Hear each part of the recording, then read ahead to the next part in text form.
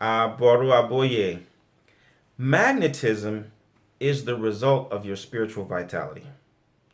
If you want to emanate and attract more love, more happiness, more prosperity, more friendliness, more power, you have to connect to the source of those energies. You got to align yourself and harmonize yourself with the flow of those energies. It's not enough to have beads. It's not enough to have pots. It's not enough to do rituals. It's not enough to do ceremonies. It's not enough to take different kinds of medicines or carry different kinds of charms. Those things, those will not transform you, right? They might, kick off certain activities. They might go as far as, you know, kind of, lighten the torch in the dark. They might do that, right? But that's not sustainable. Okay, and it's definitely not something that should be your default. Okay, these are things that all of your ritual life is meant to enhance and augment and amplify your your vibration, like who you are and how you exist. All right. Now, as a teacher, I've been a teacher for more than 20 years now. I've taught just about every age in a variety of different settings. From the last 7 years, I have been teaching preschool. So my youngest students were 3, 4 years old, right? And so I can tell you, based on my experience, that everybody has what I would call an emotional predisposition. Okay, your emotional predisposition would be something like you might have an emotional predisposition towards unhappiness or doubt, or you might have an emotional predisposition towards sort of flightiness, airiness, right? Or kind of being a little bit aimless. You might have an emotional predisposition towards being sullen, stubborn, right? These are these are your go-to. These are your default emotional status. Okay, when things happen, you might go up or you might go down. You might go this way or that way. But when the dust settles, you're gonna find yourself in this emotional predisposition. Or in this range of emotions because of your emotional predisposition. It's going to pull you into certain ways of feeling. Okay. Now, what matters most importantly about that reality is that, number one, because it's so ingrained in your habit, it becomes second nature. And your emotional predisposition it'll come through your tone of voice, it'll come through your body language, it'll come through the expression on your face. It just sends out this constant message in your whole being. Okay, it's not about your features or about your skin tone or your body shape, right? That's why you find people, you can they're just attractive. Okay, they're just attractive. It's their energy, it's their vibe. They are in alignment with the sort of virtues of attractiveness. Some people are just repulsive. They you feel a little bit put off by them because that's what they emanate. That has become, as a result of their emotional predisposition, that's what they emanate. So you have to ask yourself, as a person who is seeking spiritual maturity, part of your development and part of your growth requires that you ask yourself, am I sending out the message that I really want to send? Am I getting the kinds of responses that I really want to get? Am I attracting to myself the kinds of vibes that I really want to have? And again, I'm not talking about, do you have a Mercedes and do you live in a, 8 bedroom palatial mansion overlooking, green rolling hills, right? I'm just talking about how you feel on the inside. Okay, the energy that permeates your being and that surrounds you. Is that what you want? Are you where you want to be as a person in your own evolution? If you are, then that's magnificent. You still want to internalize the virtues of the 5 practices, because even if you're on the right track, you're still going to get run over if you stay still. If you sit down on the track, you're going to get run over, because life is about change. Okay, and the train on the track represents change. Something is coming. You can't stay there. You need to evolve, even if you're in a place that you like to be. If you're not where you want to be, obviously, then you need to figure out how to break that cycle so that you can get out of this emotional rut. You can get out of this spiritual rut. And so we don't spend enough time within Orisha lifestyle really helping people to make that inward journey and understand how Orisha lifestyle can help you get out of a spiritual rut, how it can help you to correct for, maybe you got a cluttered spiritual reality, right? You're blocked, and you want to unblock it. Yeah, making Ebo is fantastic. You need to do that. But then there's some other things that you also need to do to supplement and sustain what you do when you perform sacrifices. All right. That's where your inner work comes in. That inner work is tied to you being able to see yourself and understand what you have, in your sort of your pool of resources, but then to use them properly so that you can facilitate the sort of change that you really want to create in your life. Okay? I like the analogy of the telescope, right? And looking at your emotions and your emotional predisposition like a telescope. And I focus on the emotions so much because that's your gauge. Orisha lifestyle is very heavily dependent on the body. Okay, and so your 5 senses are very important. We shouldn't overlook them. They are indicators of where you are. They're indicators of what's happening. Even when you dream, right? All of your spiritual experience is going to come through your 5 senses. So it's important that you pay close attention to your 5 senses. That's 5 senses. That's important. But your emotional predisposition, your 5 senses are not something that you look at, like, right now I'm using this device to record, right? The objective isn't to look at the device. It's not to look at the telescope and examine all of the different parts of the telescope. I mean, that could be interesting, right? From a mechanical perspective, it's great. You know how it works and all that, magnificent. But that's not the point of a telescope. The goal of a telescope is not for you to know all the little intricacies of its part. The goal and the purpose of a telescope is for you to look through it and see the cosmos. Likewise, the goal of your emotions is to look through them. And when you understand that your emotional predispositions, it comes through in your tone of voice, it comes through an expression on your face, it comes through your body language.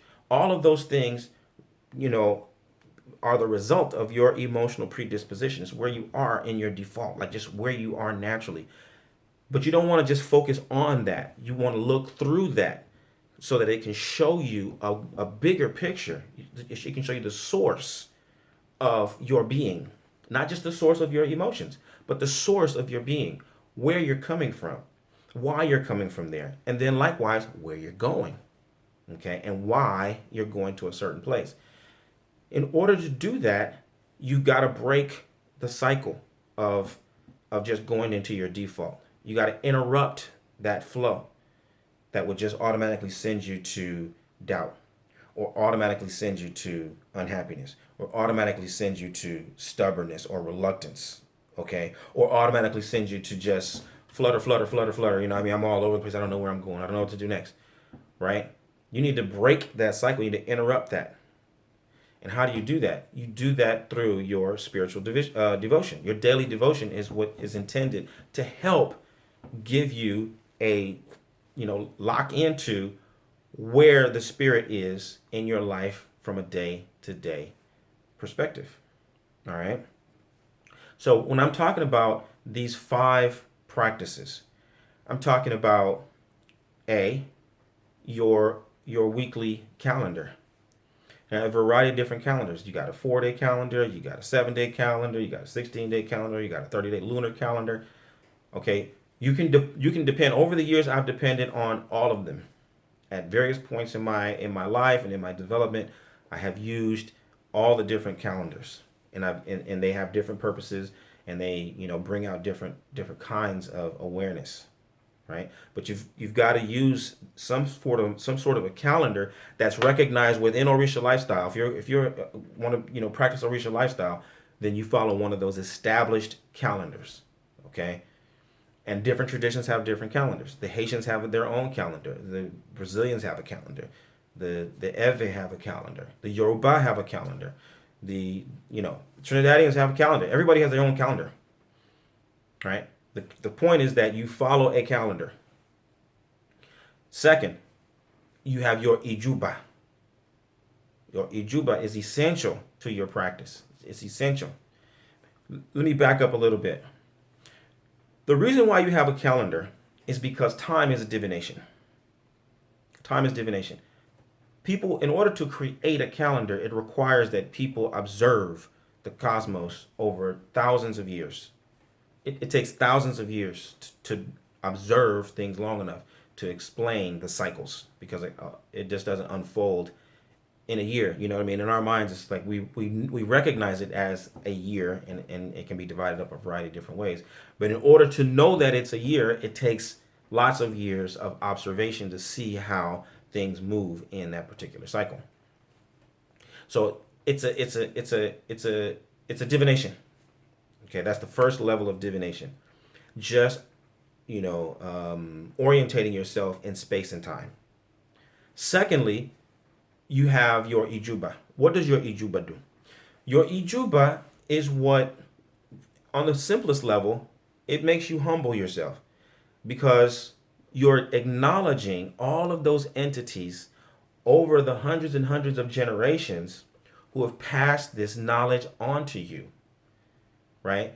So you understand that it takes thousands of years to develop a calendar. I obviously didn't do that. So I'm paying homage I'm acknowledging all of those who were responsible for passing down that kind of knowledge to me in this point, because I wouldn't be able to know that this day is what it is if someone hadn't told me, if someone hadn't passed down to me, this is the time when you do certain things. So I'm acknowledging those entities, and I'm doing it in a specific way to, solicit their support more. So I'm basically saying that the wisdom that it took to create this is the wisdom that I want to gain access to right now in my present status. Okay? That makes you humble. Okay? Brings you down to earth, puts you in your proper place as a devotee, as a recipient of this great gift of wisdom that has been passed down through the generations. Next, you have your oriki. You have to have certain oriki in your memory bank, because the oriki are like a pin code. It's a pin number, so to speak. When you start to say certain things in a certain tone, you are unlocking particular kinds of energies, and you're explaining to that energy not only that you want to communicate with it, but you're explaining the natural order by which it must do certain things. You're reminding that deity that this is who you are and this is your purpose. This is why you were created. This is why I'm calling you. You're obliged to comply with me up to a certain point. You got to listen, hear what I'm saying, because I'm talking to you in a coded language that, reminds you of who you are. Oriki is very powerful. It's very important. Okay. Next, you want you've got to be able to do your OB divination. All right. All of this is part of it. So by the time, if you look at this as a sequence, by the time you're in time, you're following your calendar. You've invoked certain entities. You're in a state of humbleness, okay? And you're also very clear about which divinity you're calling and for which purpose. Your intentions are clear, okay? Now you're able to make your supplication. You're able to explain yourself. You're able to say, this is the reason why I'm here. This is what I need. Then your OB divination comes in.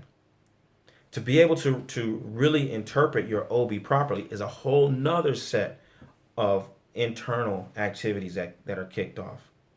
Just being able to recognize the different signatures. I'm talking about basic OB where you've got those 5 signatures. Being able to see those signatures and recognize them is one part.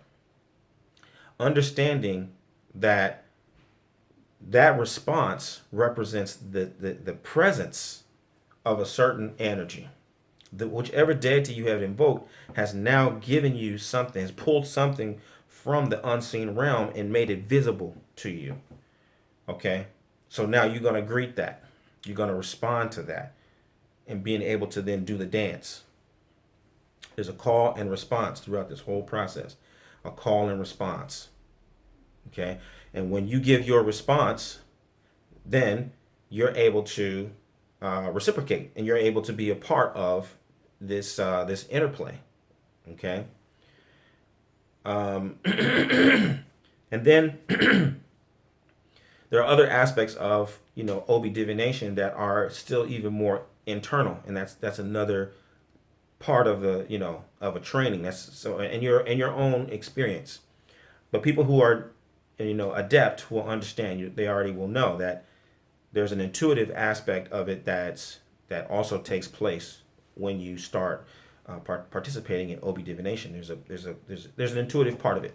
You just know a certain thing by the way the OB falls and what clicks inside of you.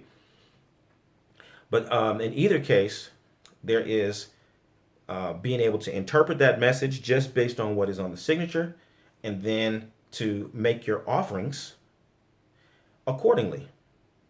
Based on what this divinity is saying, you're gonna do I need to heat it up? Do I need to cool it down? Do I need to speed things up? Do I need to slow things down? Right? Do I need to smooth it out? What needs to happen? What kinds of offerings do I need to optimize this energy at the moment? Okay? You need to be able to do that. That gives you another level of agency. Because now you've gotten the response, you're there, you understand what's happening. The responses could be unfavorable, they could be favorable, but you have the ability to do something and to respond and to influence that situation according to what you need it to be at the moment, according to what is going to really promote your interest and your intention and help you to achieve your mission at that space in that time. Okay? All of those things together, those 5 practices, when you do them, religiously, over time, they gradually shape you from the inside out. They gradually form you and mold you from the inside out. Okay? And they allow you to see, again, where your own emotional predisposition may have you pointing in one way, and then you get responses from the divinities that either reinforce it or redirect it, and over time you get the opportunity to learn about why you do certain things in a certain way, because it's experience that creates values. At the end of the day, all of these constitute experiences. And these experiences are going to help you understand, okay, now I get it. Now I truly understand that when I am in this space, this is what happens. And I really have a true understanding about why I want to be a certain way or why I don't want to be a certain way. Not just I want to have certain things and I want to avoid, certain things, but I want to be a certain way. Okay, that's the real key. And this just peek back onto Obi. Your Obi is going to fall according to how you feel. Your Obi is going to fall according to how you are. Right? You can be getting a favorable response from the Obi that the divinity is affirming who you are, affirming what you are, and it's positive. But you're still not going to get what you asked for. Right? And that is a part of your growth. It's a part of your development. Understanding, okay, what the divinity is telling me is that they're affirming who I am. They're not, you know, gonna co-sign on what I'm trying to do right now though. Right? That's not the place for me to be, or that's not the thing for me to have. Right? But maturity is what's going to allow me to discern that and make the difference between the two. Okay? And so, what I want you to do is really understand how your daily devotion constitutes your communication with the divine. It's an ongoing, everyday communication with the divine as it resonates within your person, within your being. That's how you establish and maintain this connection with something greater than yourself. And that's the real point. That's the real purpose of this practice, of this tradition. And so I want to urge you,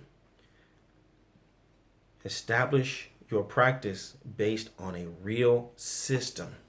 Okay? Establish your practice based on a real system. Don't just freestyle. Okay? Learn the way that it was done by the forefathers, by the foremothers, by the ancestors, not just from the outside in, but from the inside out. Aboruaboye, aboshishe.